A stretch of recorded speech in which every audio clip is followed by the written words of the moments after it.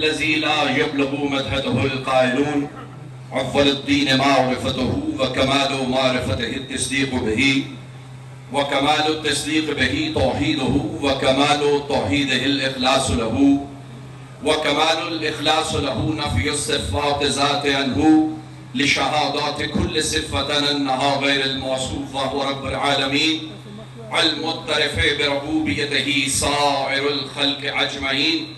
الصلاة والسلام وتحية والإكرام على أشرف النبيين وخاتم المرسلين سيدنا ومولانا أبي القاسم محمد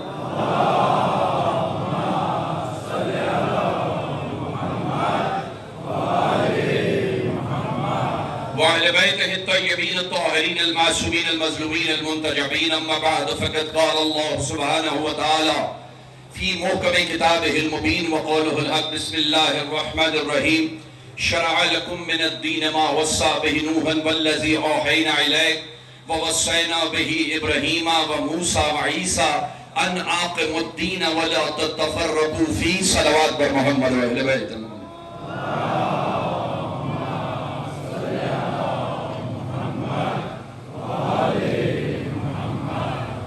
عزیزان مظلوم کربلا، آج کی اس مجلس چہلم سے مخاطب ہونے کے لیے میں نے سورہ شورى کی آیت مبارکہ نمبر 13 کی تلاوت کا شرف حاصل کیا. ارشاد رب العزت ہوا شرع لکم من الدین ما وصى به نوحا. میرے حبیب دین میں شریعت ہے اور یہ وہی شریعت ہے جس کی وصیت ہم نے نوح علیہ السلام کو کی تھی. وَأَوْحَيْنَا إِلَيْكَ اور اسے اب آپ کی طرف وحی کیا جا رہا ہے.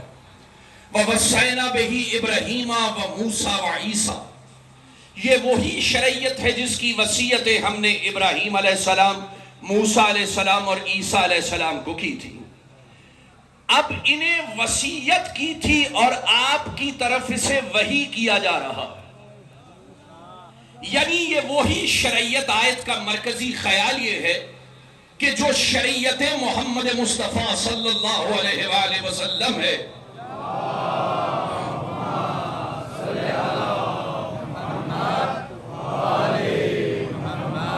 اس سے پہلے یہ شریعتیں دیگر نبیوں کو ملی ہیں، لیکن تھوڑی تبدیلی اور امینڈمنٹ کے ساتھ اس میں پروردگار عالم احکامات میں تبدیلی کرتا چلا گیا جیسی وقت کی ضرورت، لیکن اس کے بنیادی اصول وہی رہے. آپ نے تھوڑی سی توجہ رکھنی ہے تاکہ آج کی حد تک عبادت مکمل ہو جائے. بھائی دیکھیے، یہ وہی شریعتیں ہیں جس کی وصیت ہم نے نوح علیہ السلام، موسیٰ علیہ السلام، عیسیٰ علیہ السلام کو کی اور آپ کی طرف وحی کیا جا رہا ہے. سب سے پہلی بات تو یہ ہے انہیں وصیت کی اور آپ کو وحی کیا جا رہا ہے. یہ وصیت اور وحی میں فرق کیا ہے؟ یہ وصیت اور وحی میں فرق کیا ہے؟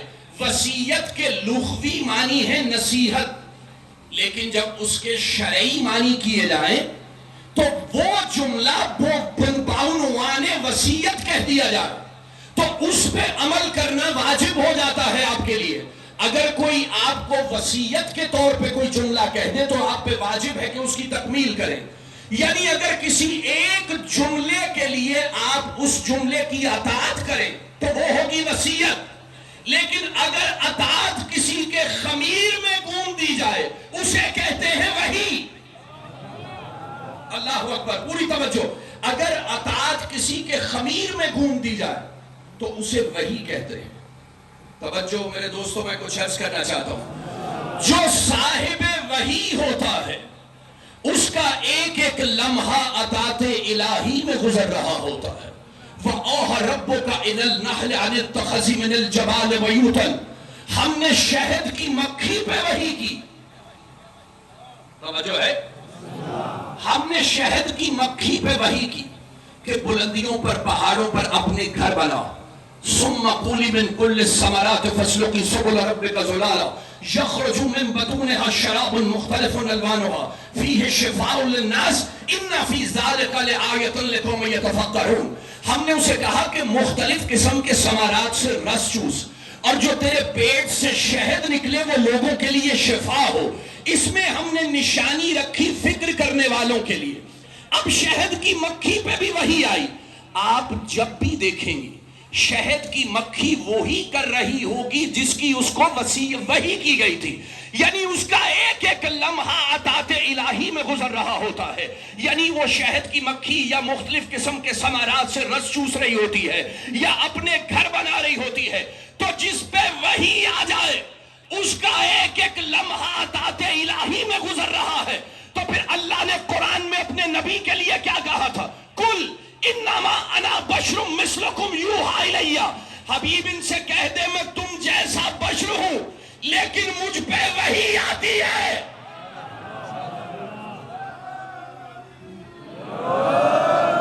میں تم جیسا بشر ہوں لیکن صاحب وحی بشر ہوں، اور جس پہ وحی آ جائے اس کا ایک ایک لمحہ عطاء الہی میں گزر رہا ہوتا ہے۔ میرے نبی نے کوئی کام خود سے نہیں کیا، وحی الہی کے تحت کیا ہے۔ اب چونکہ اس پہ وحی آتی ہے، یہ جو عمل بھی کرے گا میرا نبی وہ کیا ہوگا؟ وہ عطاء الہی کے تحت ہوگا۔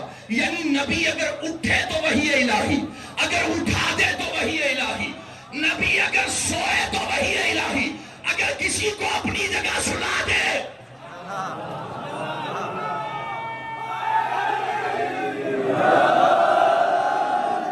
جو ہے میرے سارے سامعین کی، اگر اپنی جگہ کسی کو سلا دے تو وحی الہی، اس کا ایک ایک لمحہ وحی الہی کے تحت گزر رہا ہے۔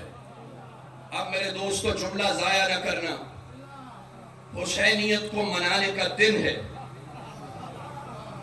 اگر کوئی وحی سے انکار کر دے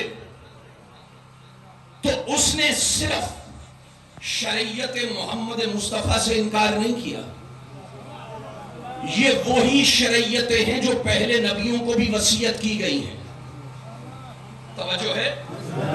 اور میرے نبی کو اس کی وحی کر دی گئی۔ اگر کوئی کہہ دے کہ وحی کوئی چیز نہیں ہے، وحی کا انکار کر دے تو صرف شریعت محمد مصطفیٰ صلی اللہ علیہ وآلہ وسلم سے انکار نہیں کر رہا، وہ دیگر نبیوں کی شریعت سے بھی انکار کر رہا ہے۔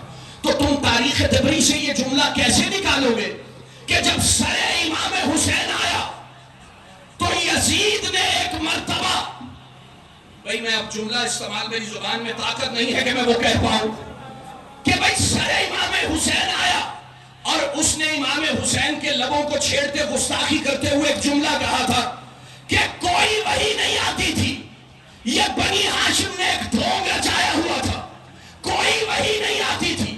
اگر کوئی وحی کا انکار کر دے تو وہ صرف شریعت محمدی کا انکار نہیں کر رہا، شریعت نوح کا انکار کر رہا ہے، شریعت ابراہیم کا انکار کر رہا ہے، شریعت موسیٰ کا انکار کر رہا ہے، شریعت عیسیٰ کا انکار کر رہا ہے۔ تو پھر مجھے جملہ کہنے دیجئے، جو سارے نبیوں کی شریعت کو بچا لے اسے حسین کہتے ہیں، اور جو سارے نبیوں کی شریعت چھوڑ دے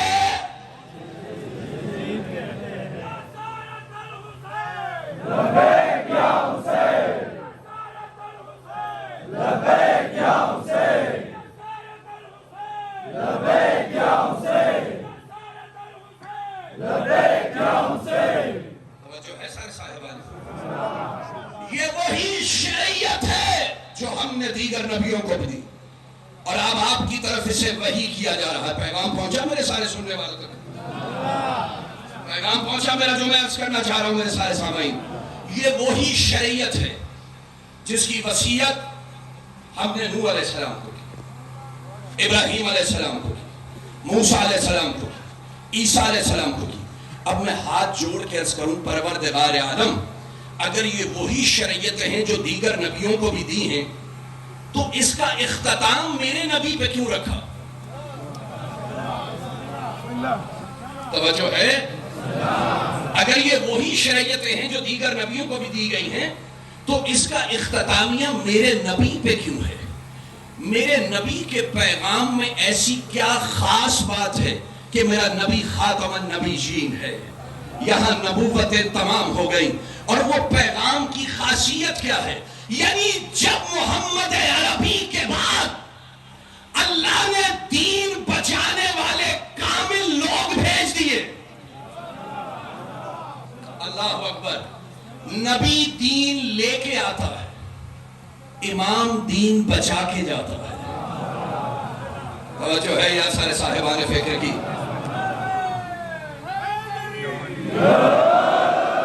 نہیں, اس وحی کو ذہن سے گلانا نہیں. وحی کے معنی کیا ہے؟ وحی کے معنی ہے خبر. توجہ, تھوڑی توجہ رہے گی تو پیغام اختتام کی طرف بڑھ جائے گا. وحی کے معنی کیا ہے؟ خبر. ایسی خبر جو بھیجنے والا جانتا ہو صحیح معنوں میں اور جو لینے والا جانتا ہو صحیح معنوں میں, ایسی خبر. تو بھئی یہ نبیوں کا اختتام میرے نبی پہ. یہ نبی آتے کب تک رہیں گے؟ توجہ, یہ نبی کب تک آتے رہیں گے؟ جب تک وحی آتی رہے. وحی کے معنی کیا ہے؟ خبر. اب جملہ اپنی زبان میں کہوں, جب تک اللہ کے پاس دین کی خبریں ہیں نبی آتے رہیں گے. جب دین کی خبریں ختم ہو جائیں گی نبوت تمام ہو جائے گی. بھائی ایگری کر رہے ہیں میرے سارے دوست اس بات پہ؟ جب تک دین کی خبریں اللہ کی بارگاہ میں موجود ہیں تب تک وہ پیغامات بھیجتا رہا, اور جب دین کی خبریں ختم ہو جائیں گی نبوت تمام ہو جائے گی. یعنی وحی تمام تب ہوگی جب آخری وحی ہوگی. اب میں پوچھنا یہ چاہ رہا ہوں, آخری وحی آئی کب؟ ادھر علی کی مولایت کا اعلان ہوا, ادھر قرآن نے کہا الیوم اکملت لکم دینکم واتممت علیکم نعمتی. آج میں نے دین کو مکمل کر دیا. دین کو مکمل کر دی کب کیا؟ جب محمد نے علی کو مولا بنا دیا. پتا چلا کہ اللہ کی بارگاہ میں آخری خبر علی کی مولایت کی تھی.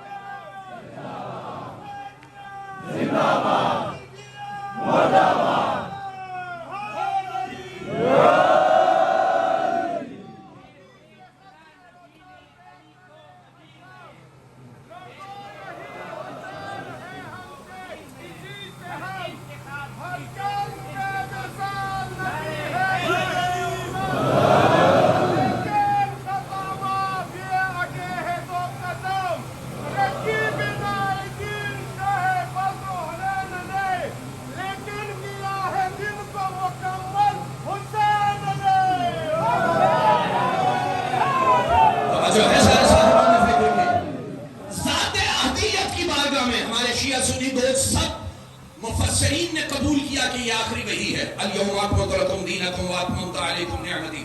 توجہ ہے؟ تو جب تک وہاں خبریں تھیں ادھر علی کی مولایت کا اعلان ہو گیا, ادھر ذات احدیت نے نبوت کو تمام کر دیا.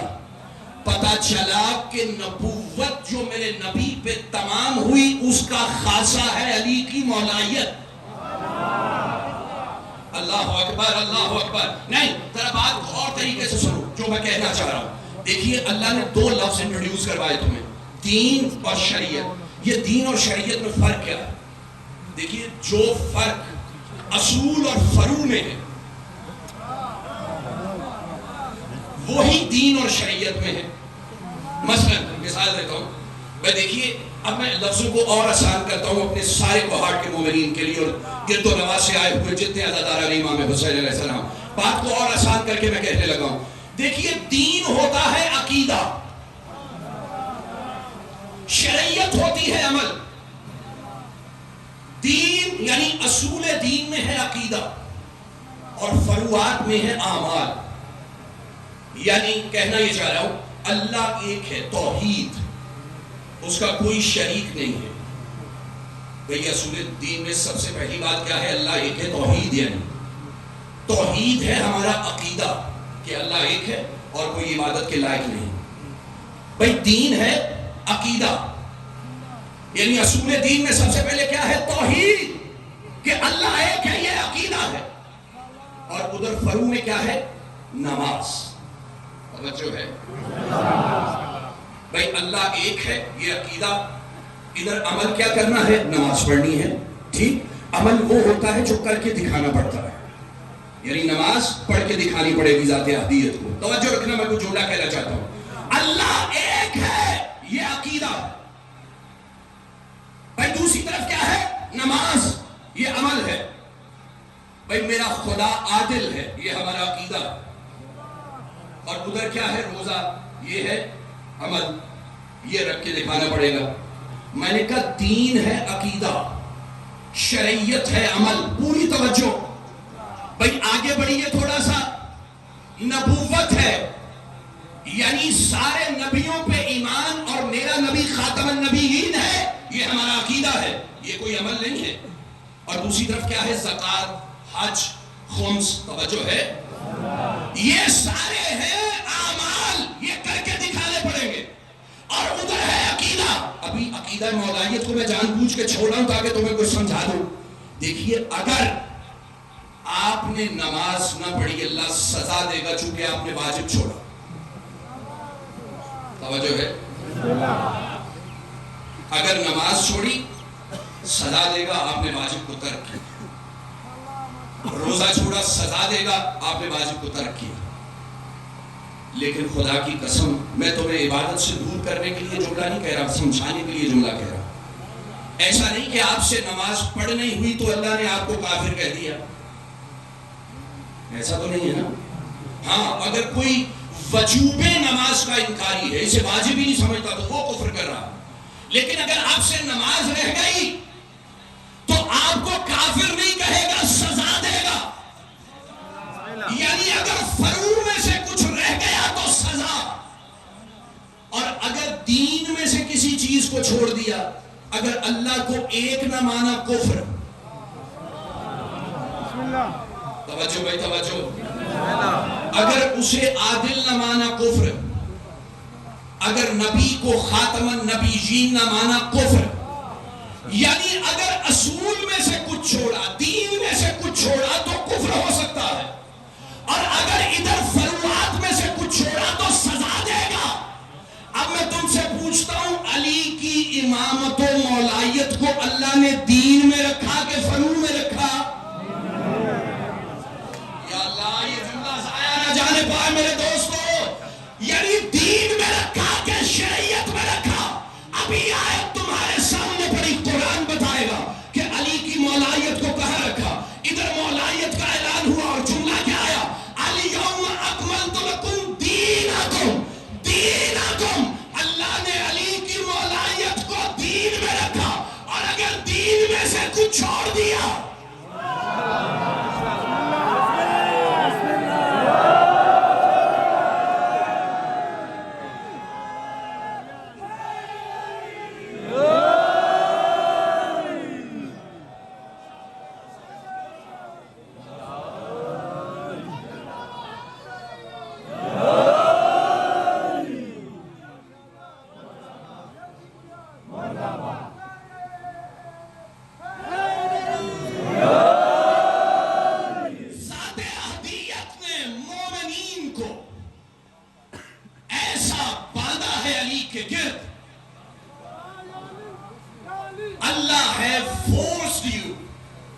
اللہ نے تمہیں فورس کیا ہے علی کو منوانے پر۔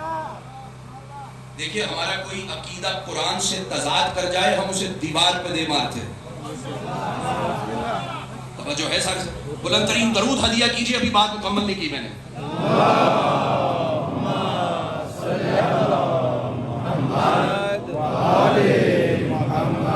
ہمارا کوئی عقیدہ قرآن سے تضاد کر جائے تو ہم اسے دیوار پہ دے مارتے ہیں۔ میں نے کہا اللہ نے تمہیں فورس کیا، اگر ذات احدیت علی کی مولایت کو شریعت میں رکھ دیتی تو کیا ہو جاتا؟ توجہ ہے؟ دیکھیے اگر آپ سے نماز رہ گئی لیکن آپ نے روزہ رکھا تو کیا روزے کا ثواب نہیں ملے گا؟ ملے گا نا. اگر آپ نے نماز بھی پڑھ لی روزہ بھی رکھا آپ زکوٰۃ نہیں دے سکے تو کیا نماز اور روزے کا ثواب چلا جائے گا؟ بھائی اس کی جزا مل جائے گی، اس کی سزا مل جائے گی. اگر آپ صاحب استطاعت ہوتے ہوئے حج پہ نہیں گئے لیکن نماز روزہ زکوٰۃ سب کچھ ادا کرتے رہے، خمس ادا کرتے رہے، تو کیا حج کا اگر نہیں کر سکے صاحب استطاعت ہوتے ہوئے تو کیا باقی چیزوں کا ثواب تم سے چھین لے گا؟ نہیں، عادل ہے، باقی کا ثواب دے دے گا، ادھر سزا دے دے گا. اگر علی کی مولایت ہوتی شریعت میں تو کچھ دوست کہتے کہ نماز بھی پڑھ لیتے ہیں، روزہ بھی رکھ لیتے ہیں، حج بھی کر لیتے ہیں، زکوٰۃ بھی دے دیتے ہیں، سب کچھ کر لیتے ہیں، لیکن علی کو نہ بھی مانا تو کیا باقی چیزوں کا ثواب تو مل جائے گا. اللہ نے علی کو دین میں رکھ کے کہا اگر اسے نہ مانا نماز منہ پہ.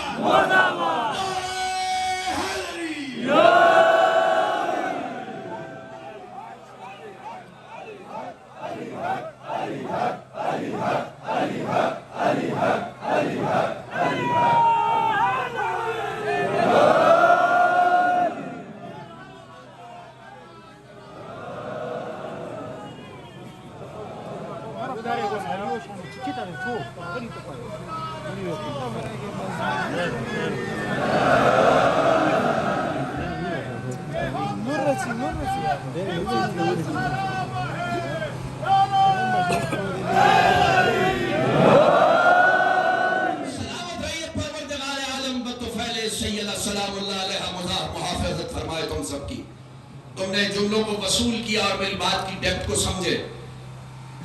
شریعت وہی ہے، بنیادی پیغام یہی تھا، توحید، رسالت، قیامت، یہ بنیادی پیغام تھا. ہر نبی لے کے آیا کہ اللہ ایک ہے، اس کی وحدانیت کا اقرار کرو، میں اس کا بھیجا گیا رسول ہوں، اس پہ ایمان لاؤ، اس زندگی کے بعد ایک زندگی ہے، اچھے اعمال کر لو، قیامت. شریعتیں یہی تھی، ساری پیغامات یہی تھے. لیکن میرے نبی کے پیغام کی خاصیت سمجھ گئے؟ توجہ میں نے اب جملہ کہنا ہے. دیکھیے لیکن ہوا کیا، پروردگار اگر یہ وہی شریعتیں ہیں تو حضرت نوح پہ اختتام کر دے، حضرت ابراہیم علیہ السلام پہ اختتام کر دے. نہیں، شریعت محمد مصطفیٰ صلی اللہ علیہ وآلہ وسلم.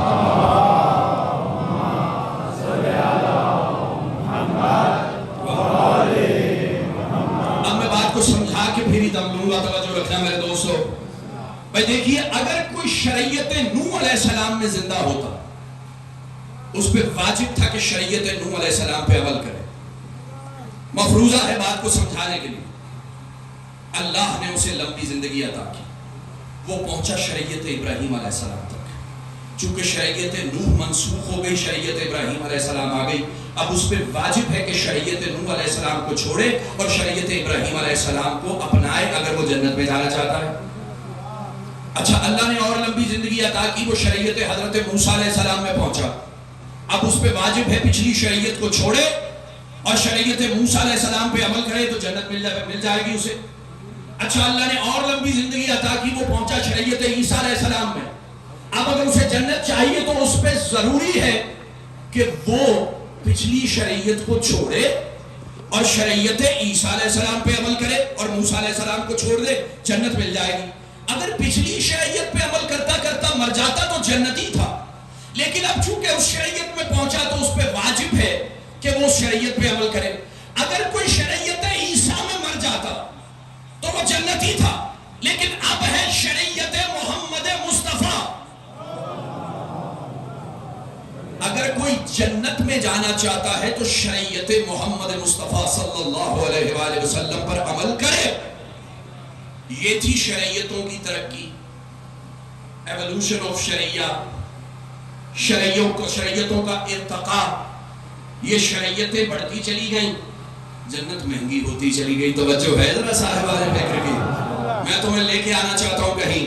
اچھا بھائی دیکھیے، اب ہم پہنچے دور سرکار ختمی مرتبت محمد مصطفیٰ صلی اللہ علیہ وآلہ وسلم میں. اور جب سرکار کے دور میں پہنچے تو حکم آ گیا کہ نماز پڑھو جنت لے لو. ہم نے نماز شروع کر دی. ابھی نماز پڑھ رہے تھے کہ حکم آ گیا روزہ بھی رکھو.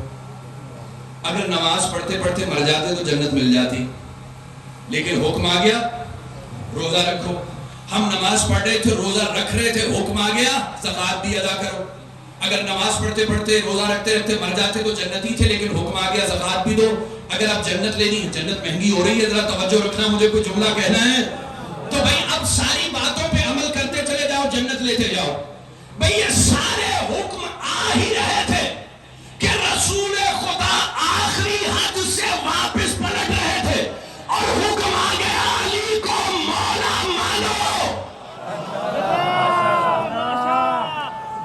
حکم آ رہے تھے کہ آخری حکم بھی آ گیا، علی کو مولا مانو.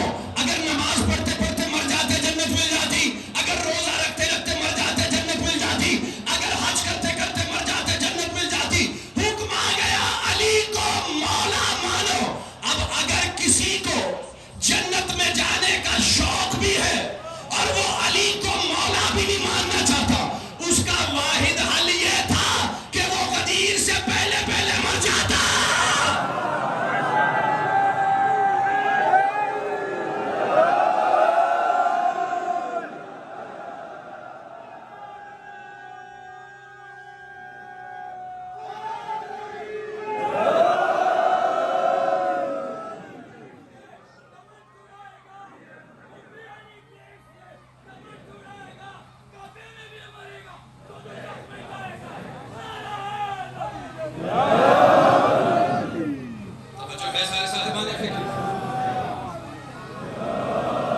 میں نے اپنے نوجوانوں کے لیے کہا کہ اللہ ہے فورس یو، اللہ نے فورس کیا ہے لوگوں کو علی کو ماننے پر. توجہ، اللہ اکبر. میں کیسے عرض کروں اپنے سارے سننے والوں کے سامنے، علی کی مولایت کا اعلان کیا ختمی مرتبہ. کس شان سے کیا؟ رسول کے دو اعضاء کو معصوم ماننا پڑے گا، تمہیں قرآن سے ثابت کرنے لگا ہوں. توجہ ہے سارے صاحبان فکر؟ خداوند عالم نے کہا،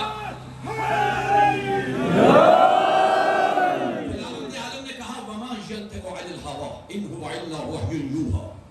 یہ خود نہیں بولتا، یہ وحی الہی سے بات کرتا ہے. یعنی اس کے منہ میں اپنی زبان نہیں، اللہ کی زبان ہے. یا اللہ کو عرض کرنا چاہ رہے آصف جوہری، یہ زبان وحی ہے، یہ خود نطق تک نہیں کرتا، یہ وحی الہی بولتا ہے. توجہ، یعنی رسول کی زبان اس کی زبان ہے. بھائی پورے رسول کو معصوم نہ مانو، رسول کی زبان. یا اللہ کو عرض کرنا چاہ رہے آصف جوہری آپ سے، وَإِذْ رَمَيْتَ وَمَا رَمَيْتَ وَلَكِنَّ اللَّهَ رَمَىٰ. آیت یاد ہے نا سارے سننے والوں کو کہ جب رسول خدا شب ہجرت نکل رہے تھے تو کچھ کنکریاں اٹھا کے مشرکین کی طرف پھینکی اور ان کی آنکھیں چندے آ گئی. تو ذات احدیت نے کہا، حبیب یہ کنکریاں تو نے نہیں پھینکی، میں نے پھینکی.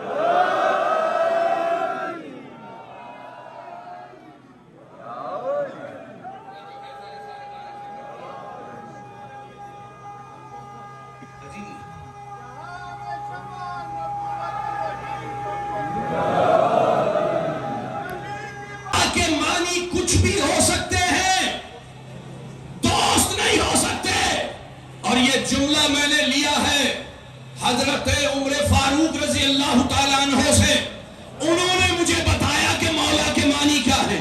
جب علی کو مولا بنا دیا رسول خدا نے تو اٹھ کے کہنے لگے بخل بخل لگا یا علی اسبحت و مسیت مولائی و مولاؤ کل مومن و مومنات.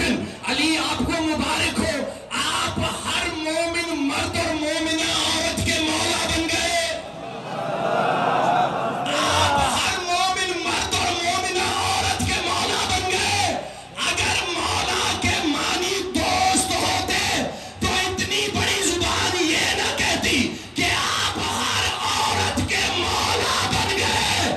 ایک مومنہ کے ساتھ مومن کا رشتہ بھائی بہن کا تو ہو سکتا ہے، دوستی کا نہیں ہو سکتا.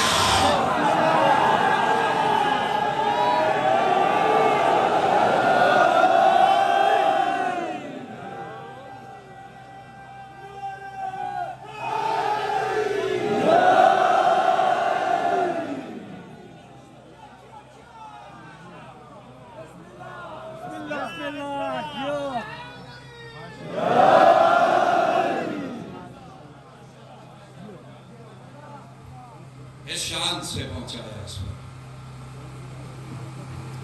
بہت زیادہ. بدر میں میرے رسول سے لڑنے آیا، مایوس نہیں ہوا، احد میں پھر آ گیا. توجہ بھائی آسائے صاحب والے پہ. بدر میں لڑا، مایوس نہیں ہوا، احد میں پھر آ گیا. اچھا احد میں پھر ہارا، مایوس نہیں ہوا، خندق میں پھر آ گیا. یہ کافر مایوس کیوں نہیں ہو رہا اور آج مایوس کیوں ہو گیا؟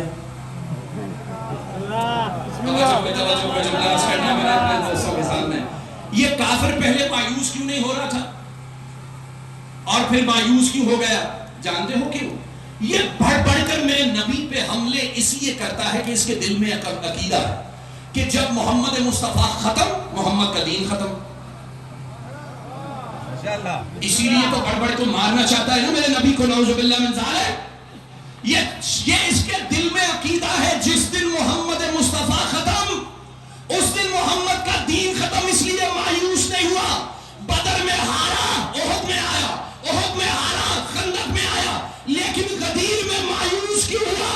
جب اس نے دیکھا کہ محمد نے اپنی جگہ ایک اور محمد کھڑا کر دیا، کافر مایوس ہو گیا.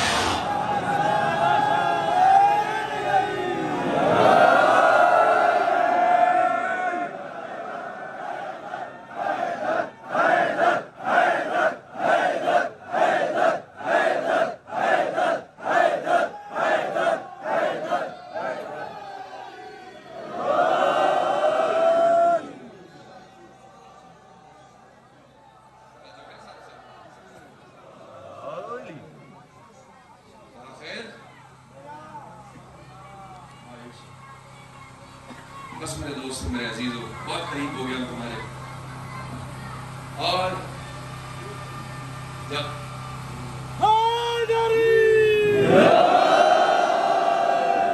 اللہ سلامت رکھے میرے سارے ایک ایک مومن کو جو عزاداری امام حسین میں تشریف لے آئے، لیکن یہ جملہ ناگزیر ہے. اس کے بعد اب یہ جاتے وقت آپ اپنے چچا ذات کو ہمارے سر پہ مسلط کر کے جا رہے ہیں، اپنی مرضی سے کر کے جا رہے ہیں کہ اللہ کی مرضی سے؟ توجہ ہے یہاں سارے صحابہ بس یہ جملہ کہا تو کہا اپنی مرضی سے میں نطق تک نہیں کرتا، اللہ نے بنایا ہے. اب اس کے اندر کا نفاق دیکھیے.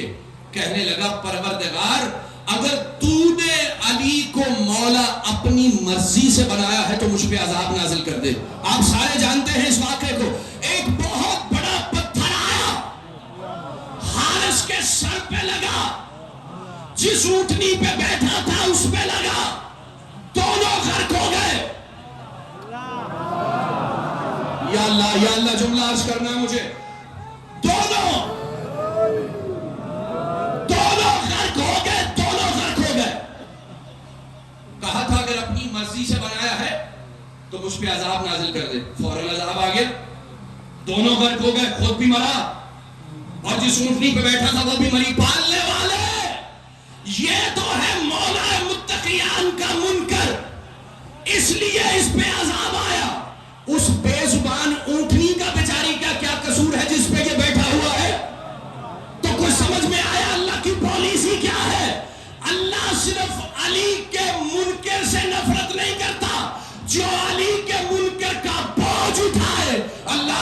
بھی پسند نہیں کرتا.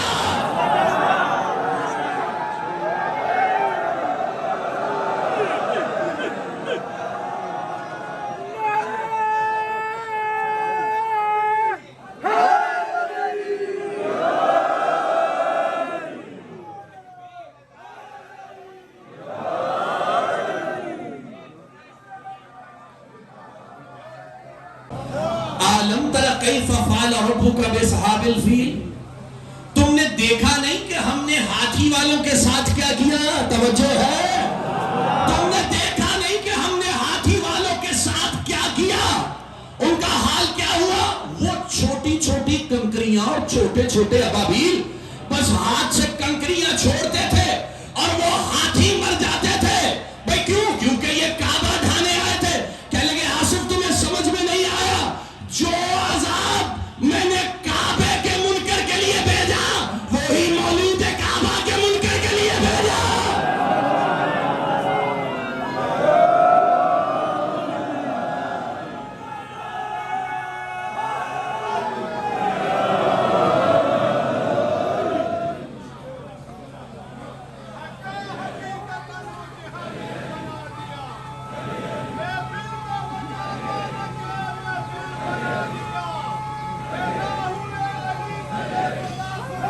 جب یزید لعین نے پیغام بھیجا نا سید الساجدین کو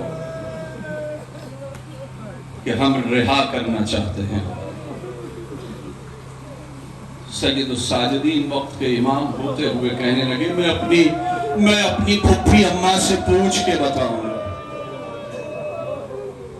سید الساجدین شہزادی زینب سلام اللہ علیہ کے پاس آ کے کہنے لگے پھپھی اماں یزید ہمیں رہا کرنا چاہتا ہے.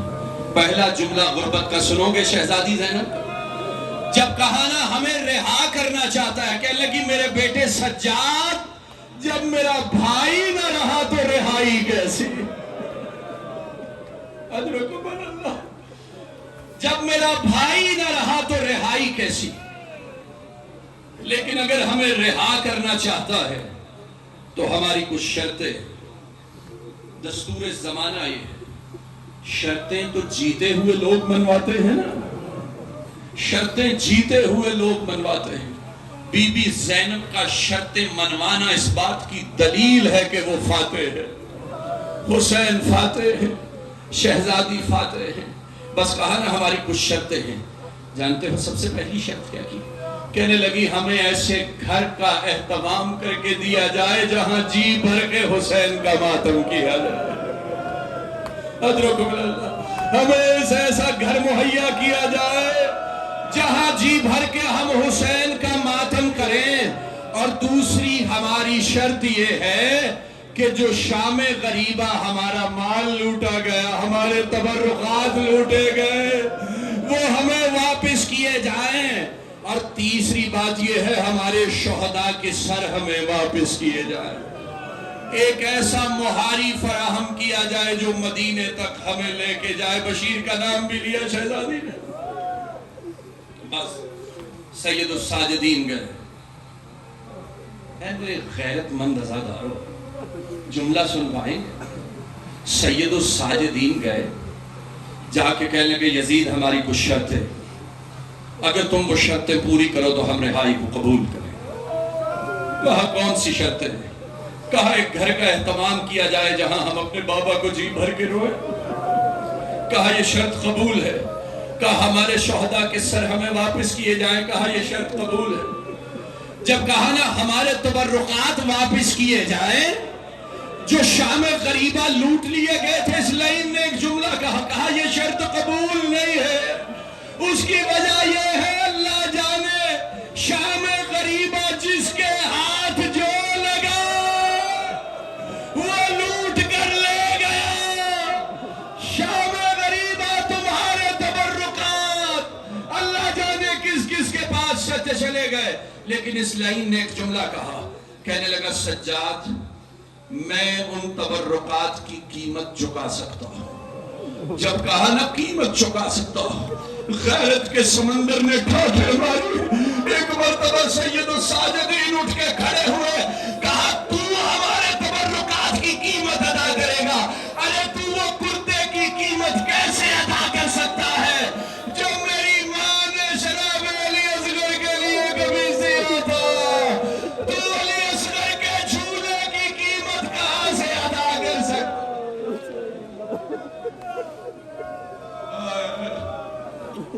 عزاداران مظلوم کربلا بس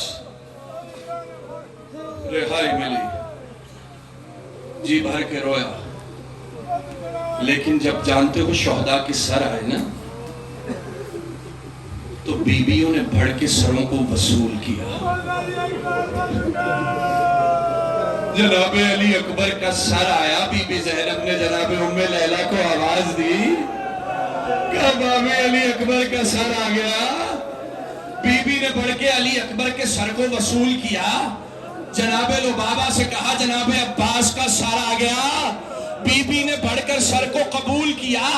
سارے سروں کو وصول کرنے کے بعد 2 بچوں کے سر ایسے تھے جسی بی بی زینب نے ابھی قبول نہیں کیا تھا. سب کو رو رہی تھی، ان 2 بچوں کو نہ روئی. کس بی بی نے کہا یہ کس بدقسمت کی اولاد ہے جسے کوئی رونے والا نہیں. بی بی فضہ نے کہا ارے رک جاؤ، یہ شہزادی زینب کی اولاد ہے، یہ محمد کے سر ہے. بی بی نے بڑھ کے کہا اپنے بھائی کو رو یا اپنی اولاد کو رو؟ اجرکم اللہ. اپنے بھائی کو روئے زینب یا اپنی اولاد کو روئے؟ بس سروں کو قبول کیا. تبرکات آئے، جتنے تبرکات تلاش کیے گئے وہ آئے. تبرکات جب سامنے آئے، بی بی نے تبرکات کو کھولا. سب سے پہلے جو تبرکات میں سے چیز نکالی بی بی زینب نے، چادروں کو نکالنا شروع کیا. بیویوں کی چادروں کو نکالا اور آواز دی کہا تمہارا پردہ آ گیا. بیویوں تمہاری چادریں آ گئی. ایک ایک بیوی کو آواز دی، چادر حوالے کی. ایک منظر یہ آیا، ایک ننھی سی چادر آئی.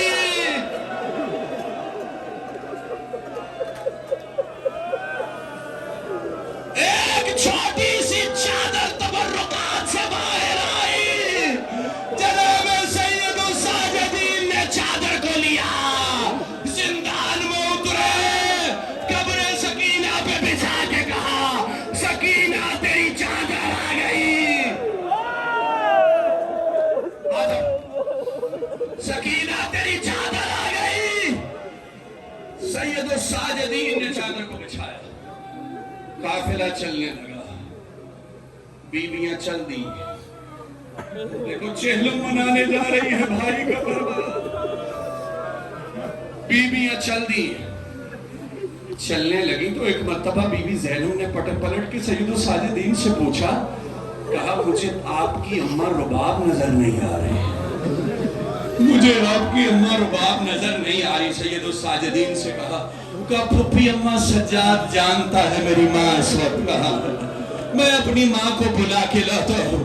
جب یہ کہا نا سجاد جانتا ہے میری اماں کہاں ہے، یہ کہہ کے ایک مرتبہ پھر قبر سکینہ کی طرف بڑھے. جب جا کے دیکھا تو بی بی رباب نے قبر سکینہ کو اس طرح سینے سے لگایا جیسے چھوٹے بچے کو ماں سینے سے لگاتی ہے. کہنے لگی سکینہ تیری خواہش تھی گھر جانے کی، ہم گھر جا رہے ہیں سکینہ. اجرکم اللہ. تھوڑا سا صبر کرو میرے ساتھ مصائب کا. سکینہ ہم جا رہے.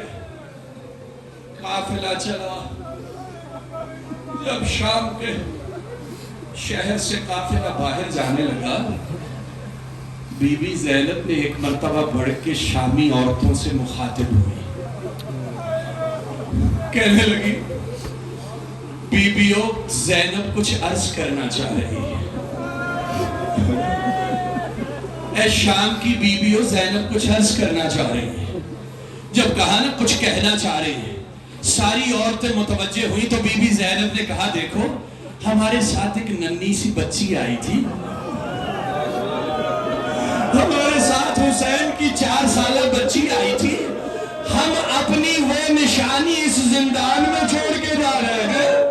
اگر تمہیں کبھی کاروبار زندگی سے فرصت ملے، کبھی کبھی ہماری بیٹی کی قبر پہ چلا کرنا، اس کا دل بہلانے آنا.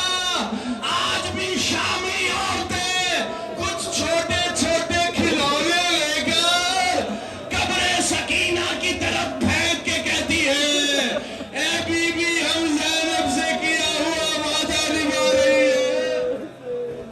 اجرکم اللہ. بس بی بی واپس پلٹی، مدینے میں داخل ہوئی. دیر تک زحمت مصائب نہیں.